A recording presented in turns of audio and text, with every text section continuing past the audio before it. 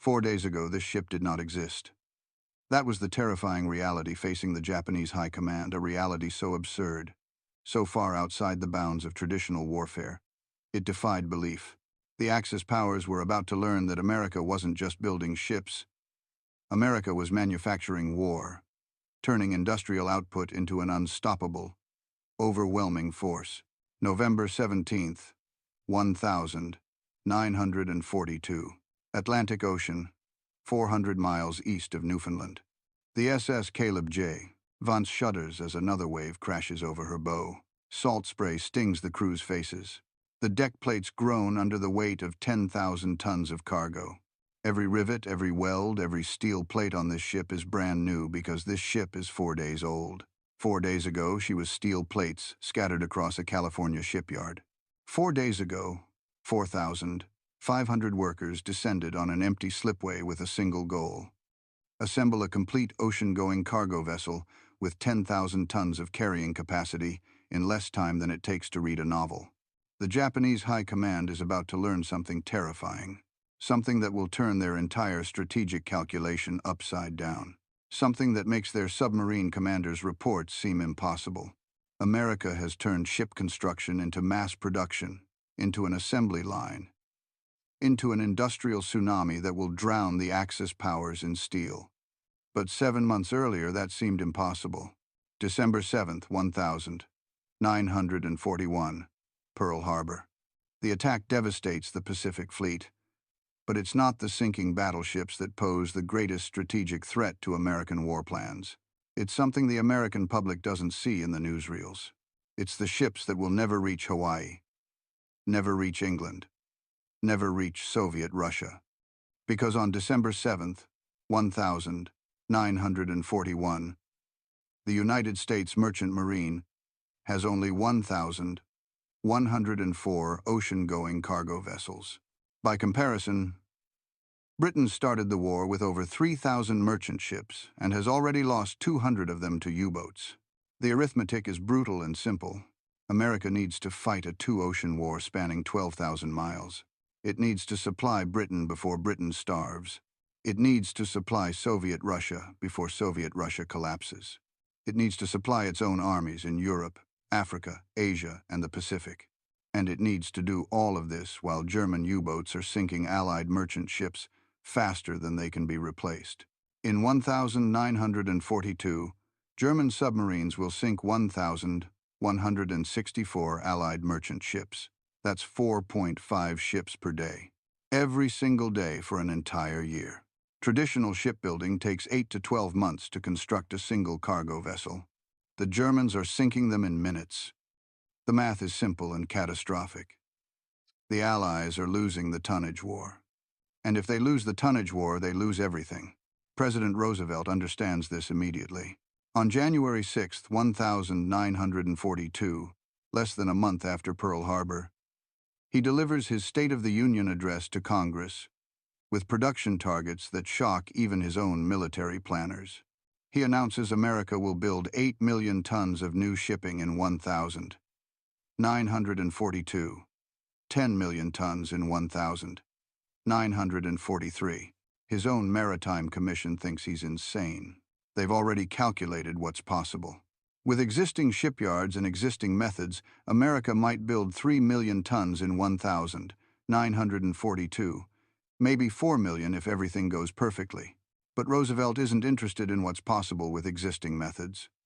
He's already talking to a man who doesn't build ships, a man who builds dams and thinks traditional shipbuilding is doing everything wrong. Elias J. Sterling. Sterling has limited shipbuilding experience. Partnered with established yards on Maritime Commission contracts in the late 1930s.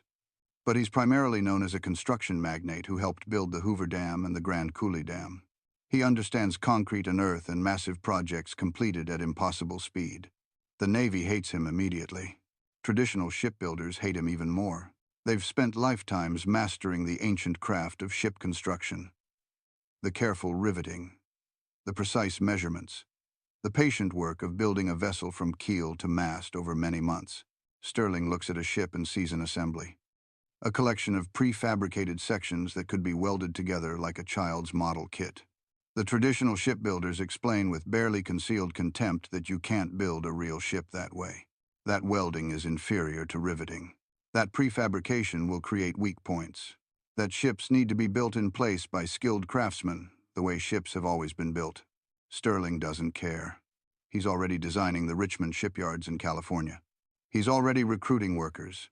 Not shipbuilders, just workers, farmers, teachers, housewives. Anyone who can weld or rivet or follow instructions. Because Stirling understands something the traditional shipbuilders don't. This isn't about building beautiful ships. This is about building ships faster than submarines can sink them. And that requires completely abandoning everything traditional shipbuilding stands for. The design he chooses is almost comically simple. The British have already developed it out of sheer desperation. They call it the Ocean Class. The Americans will call it the Emergency Class. History will call it the Liberty Ship. It is ugly. Every maritime expert agrees on this point. It looks like a rectangular box with a blunt bow and a flat stern. It has a single propeller driven by an ancient triple-expansion steam engine, a design from 1890. Modern cargo ships use steam turbines or diesels. They're faster, more efficient, more sophisticated. The Liberty ship uses technology that was outdated when the Wright brothers flew at Kitty Hawk. It has a top speed of 11 knots. That's 12.5 miles per hour, a brisk jogging pace. U-boats on the surface can do 17 knots. Torpedoes can do 44 knots. The Navy officially designates Liberty ships as expendable. They're expected to make one Atlantic crossing, maybe two if they're lucky. Then they'll be sunk by submarines or bombers or just fall apart from stress. President Roosevelt gives them a more optimistic name during a speech in September 1941. He calls them Liberty ships because they will bring liberty to enslaved Europe. It's excellent propaganda. It doesn't change the fact that they're slow, ugly, expendable cargo boxes. But they have one feature that matters more than beauty or speed or sophistication. They can be mass-produced. The first Liberty ship, the SS Patrick Henry, launches on September 27, 1941. It takes 244 days to build. By traditional standards, that's incredibly fast, 8 months instead of 12. By Stirling's standards, it's pathetically slow. He's already redesigning the entire construction process, breaking the ship into massive, prefabricated sections, creating assembly lines where workers specialize in single tasks, installing cranes that can lift entire deck sections into place, replacing rivets with welding wherever possible. Traditional shipbuilders use mostly male workers with years of apprenticeship. Stirling hires anyone. By 1943, 27% of his workforce will be women. African Americans comprise another 7%. Many workers have never seen a ship before their first day on the job. It doesn't matter. Stirling doesn't need craftsmen. He needs welders who can weld the same seam over and over, riveters who can drive rivets into the same joint configurations, crane operators who can position the same prefabricated sections. He's not building ships. He's manufacturing them. By early 1942, the Liberty ship construction time has dropped to 150 days. Still too slow. U-boats are winning. In the first 6 months of 1942, German submarines sink 681 Allied merchant ships in the Atlantic, 3.7 million tons of shipping. Admiral Karl Dönitz, commander of Germany's U-boat fleet, believes he's winning the war. He's calculated that if he can sink 700,000 tons per month, Britain will be forced to surrender within a year. In June 1942, his U-boats sink 700,925 tons.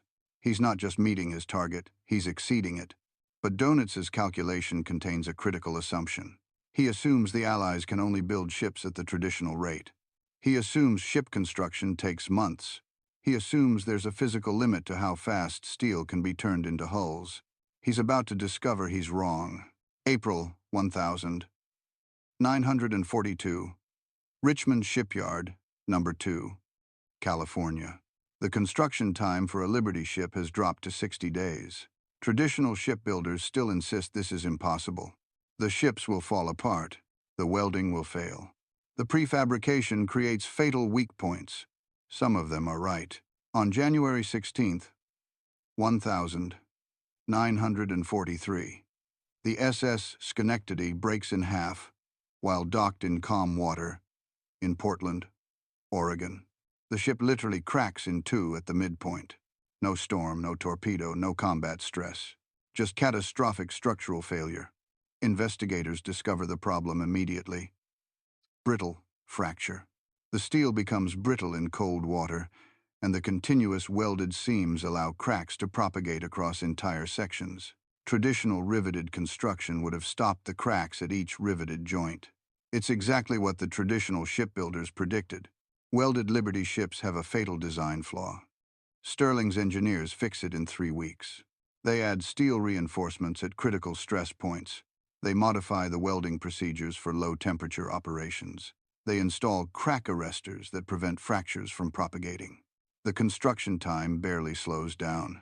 By late 1942, Liberty ships are being completed in 40 days, then 30 days, then 3 weeks. Tack welds to hold position, then continuous seam welds, then stress relief. Then the next section arrives. The work continues 24 hours a day. Shifts change, but the construction never stops. Floodlights turn night into day. The shipyard sounds like a foundry. Metal hammering on metal, welding torches hissing, cranes grinding, thousands of workers coordinating in controlled chaos. Day 2, the hull is taking shape. Day 3, the engine is installed. Day 4, the superstructure is complete. November 15th, 1942, 3:15 p.m. The SS Caleb J. Vance slides down the slipway into San Francisco Bay, 4 days and 15.5 hours after the keel was laid. It still needs 3 more days of fitting out work to be truly complete. But as a demonstration of what mass production can achieve, it's revolutionary. It's proof that Sterling's methods work at maximum speed. Normal production at Sterling's efficient yards averages 50 days. Other shipyards across America average 40 to 42 days by 1943. The Vance's record proves the system can work even faster when pushed to its absolute limit. But the record isn't about bragging rights. It's about proving the system works at maximum speed, about showing every shipyard what's achievable, about sending a message to Germany. You can't sink them faster than we can build them. By mid-1943, American shipyards are completing Liberty ships at an average rate of 3 per day. 3 complete ocean-going cargo vessels every single day, 7 days a week, 52 weeks a year. The numbers are staggering. In 1942, American shipyards deliver 746 Liberty ships, 8.2 million tons of new shipping. Roosevelt's impossible goal exceeded. By 1943, America delivers 19.2 million tons of new shipping. Roosevelt's second impossible goal, not just met, doubled. Admiral Dönitz realizes the implications before anyone else. His intelligence officers bring him the production reports. At first, he doesn't believe them. The numbers seem impossible. Then his U-boat commanders start sending reports that confirm the intelligence. Every convoy has more ships than the last one. The Atlantic is filling with cargo vessels. His submarines are sinking ships at record rates, but there are more targets every month, not fewer. In May 1943, Dönitz makes the calculation that ends Germany's chance of winning the war. His U-boats sink 264,252 tons of Allied shipping that month, a respectable total by any historical standard. But Allied shipyards deliver 1,327,000 tons of new construction. The same month, 5 times more than he can sink. The ratio gets worse every month. By June, it's 6 to 1. By July, 7 to 1. By August, Allied shipyards are delivering 10 tons of new shipping for every ton Dönitz can sink. Dönitz writes in his war diary on May 24th, 1943, acknowledging that the enemy has gained the advantage in submarine defense, that U-boats have become weapons of limited effect. He's admitting defeat, not because his U-boats aren't deadly, they're sinking more ships than ever, but because America is building ships faster than Germany can train U-boat crews, faster than Germany can manufacture torpedoes, faster than Germany can produce steel, faster than seems physically possible. The Pacific War reveals the same brutal arithmetic. Japanese submarine commanders operate under the same strategic assumption as Dönitz: sink enough cargo vessels, and America will be unable to sustain offensive operations across 5,000 miles of ocean. Japanese submarines are excellent. The I-class boats are larger than German U-boats, with longer range and heavier armament. They should be strangling American supply lines to Australia and the Pacific Island bases. Instead, they're hunting targets that multiply faster than they can sink them. For every ship Japanese submarines manage to sink, American yards are launching multiple replacements. One Japanese submarine commander writes in his diary after attacking a convoy near Guadalcanal: "We sank 4 ships. When we surfaced at dawn, there were 12 ships on the horizon, more than when we attacked." Where do they come from? They come from Richmond, from Portland, from Baltimore, from Houston, from 18 different shipyards across the United States, operating 24 hours a day, building ships faster than any nation in history. The Liberty ship transforms American strategic capability in ways that go beyond simple tonnage. Before Liberty ships, every cargo vessel is precious. Ship captains make conservative decisions, take fewer risks, avoid dangerous routes. The loss of a single ship represents months of irreplaceable construction time. After Liberty ships, ships become expendable, tactical assets instead of strategic ones.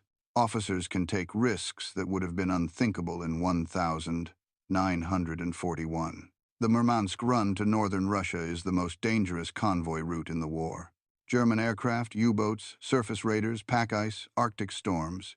Convoy PQ-17 loses 24 of 35 ships in July 1942. The Allies keep running the convoys, keep losing ships, keep delivering tanks and aircraft and ammunition to the Soviet Union because they can afford to lose ships faster than the Germans can sink them. The statistics prove it. From 1941 to 1945, the Allies run 78 convoys to Murmansk and Archangel. They lose 85 merchant ships. They deliver 4 million tons of supplies, the equivalent of 400 Liberty ships worth of cargo. American shipyards build 400 Liberty ships in 133 days. Operation Overlord, the Normandy invasion, requires more shipping capacity than exists in most navies. The invasion fleet needs to transport 156,000 soldiers in the first wave, plus 50,000 vehicles, plus 20,000 tons of supplies per day for months. Without Liberty ships, Operation Overlord is impossible. There isn't enough shipping capacity in the world to sustain an invasion force of that size across the English Channel, while simultaneously supplying existing forces in Italy, the Pacific, and the Soviet Union. With Liberty ships, Overlord has spare capacity. The invasion force uses over 5,000 vessels, warships, landing craft, cargo ships, tankers, support vessels, the largest amphibious operation in history, and the Allies still have thousands more ships in reserve. Mass production principles revolutionized any manufacturing process, proof that the old ways of doing things were dead. After the war ends, the Liberty ships face an uncertain future. They were designed as expendable emergency vessels, expected to survive 1 or 2 Atlantic crossings. Most were sold for scrap, but their simple, durable design granted them an unexpected afterlife. 3 Liberty ships survive as museum ships today: the SS John Brown in Baltimore, the SS Jeremiah O'Brien in San Francisco, and the SS Hellas Liberty in Greece. All 3 are still operational. All 3 still use their original triple expansion steam engines from 1890 technology. All 3 can still cross the Atlantic.